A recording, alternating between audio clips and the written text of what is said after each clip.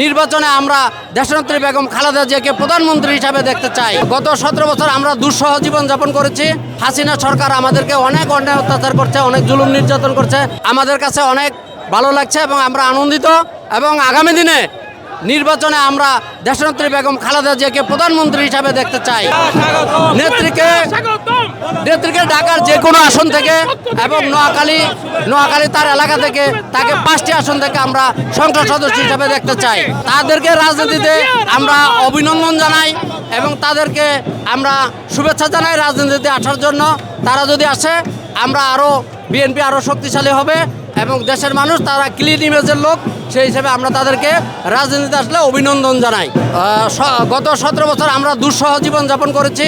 হামলা মামলা এবং বিভিন্ন অন্যায় অত্যাচারের মাধ্যমে এবং ফ্যাসিস্ট সরকার হাসিনা সরকার আমাদেরকে অনেক অন্যায় অত্যাচার করছে, অনেক জুলুম নির্যাতন করছে এবং গুম এবং হাজার হাজার লক্ষ লক্ষ লোক আমাদের গুম করছে এবং মামলা দিয়েছে। এই জন্য আমরা ফ্যাসিস্ট হাসিনা সরকারের ফাঁসির দাবি জানাচ্ছি। মামলাগুলো কিছু উঠছে আর এখনও কিছু বাকি আছে, সেই মামলাগুলো যাতে প্রত্যাহার হয় সেই জন্য আমরা এই অন্তর্বর্তীকালীন সরকারের প্রধানকে আমরা আবেদন জানাই যাতে এই মামলাগুলো যাতে অতি সত্বর আমাদের মামলাগুলো যাতে প্রত্যাহার করে।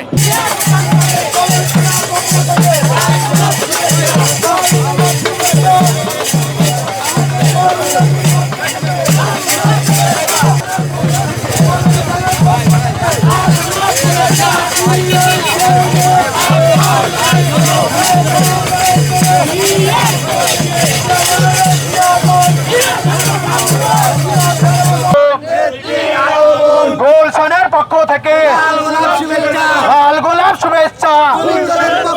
গুলশান থানা শ্রমিক দল জিন্দাবাদ জিন্দাবাদ। নেত্রীর আগাম